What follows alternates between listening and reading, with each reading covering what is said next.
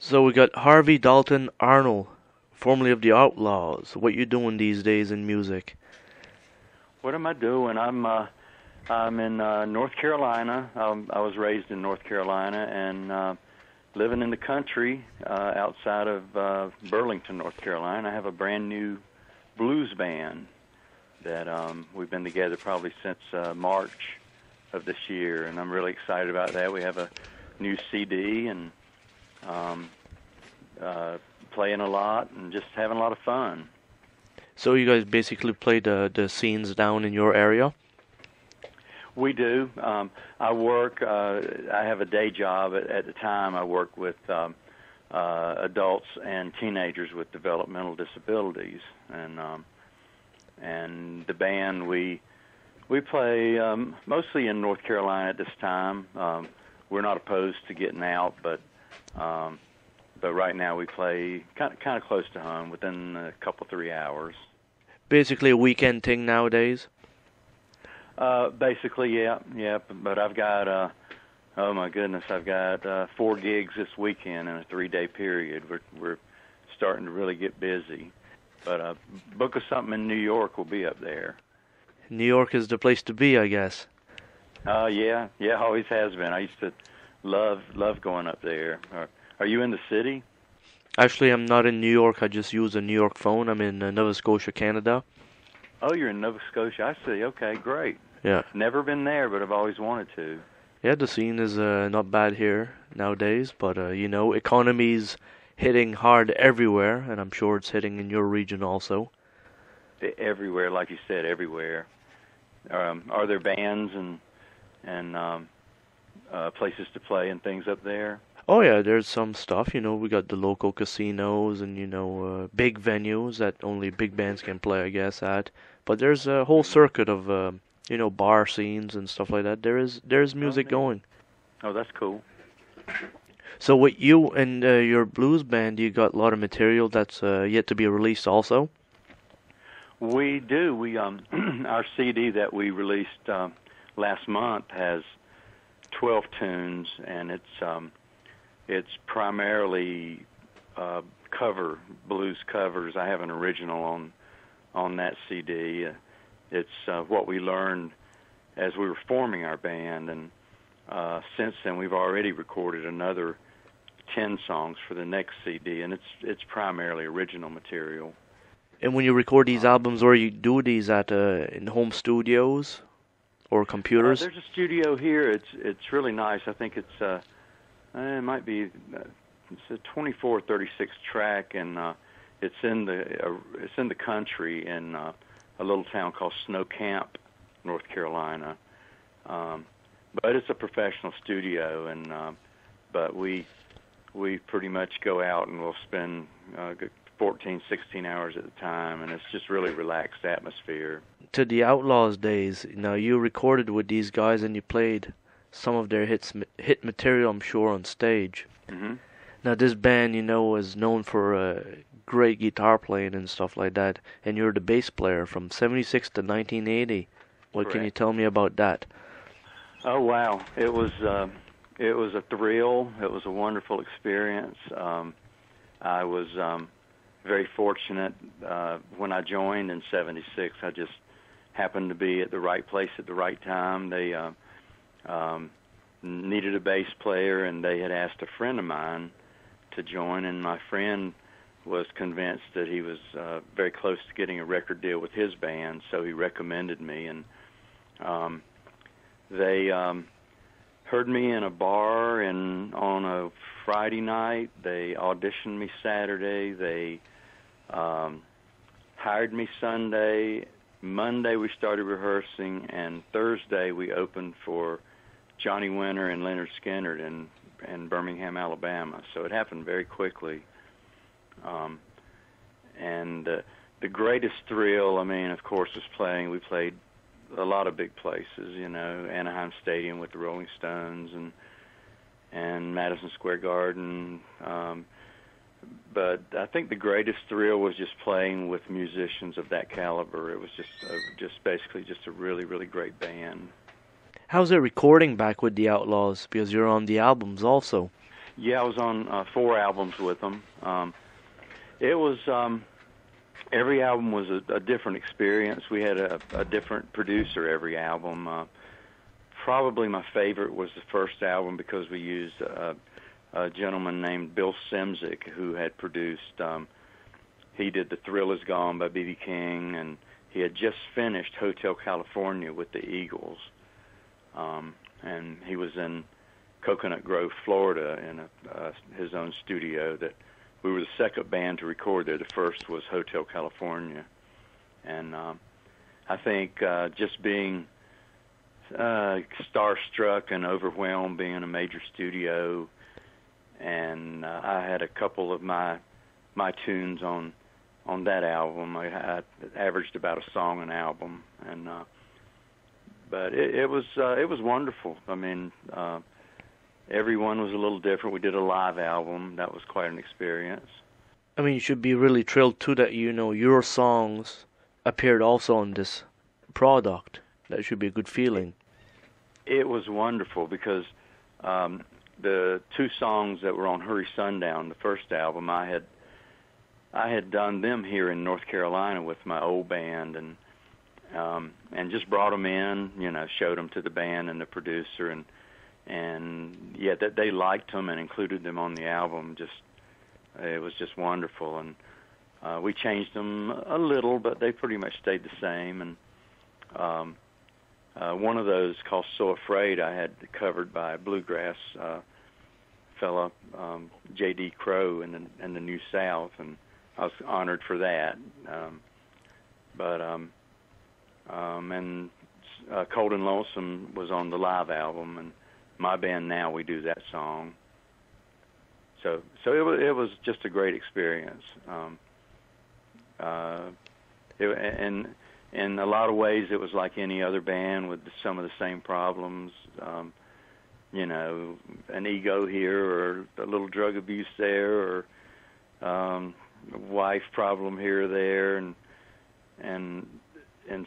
like I said, in some ways every band is the same, but on the other hand, it was really like living the American dream, like a kid getting to play in the major leagues for a little while. Because also the Outlaws was major league at that time also. It was. I got to see, I got to play all the NBA arenas and some big places, and it was also fun. We'd do a couple of college tours every year, and to go in virtually every state. We had, probably the last of the bands that were not mega hits that we enjoyed, some limousines and nice hotels, and economic times probably are, you really have to be a platinum artist to enjoy that these days. Do you keep in touch with the Outlaws at all to this day? It's been a while.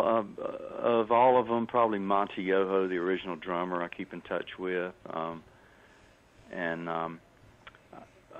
haven't talked to him in probably 4 or 5 years. They've Henry Paul and Monty have a version of the Outlaws out now, and they stay really busy with that, and I'm busy with my band, and so if they cross paths this way, I would try to see them, but hadn't talked to them in a while. Do people still recognize you as a member of the Outlaws, in your regions and all that great stuff? They do. It's a big honor and a surprise.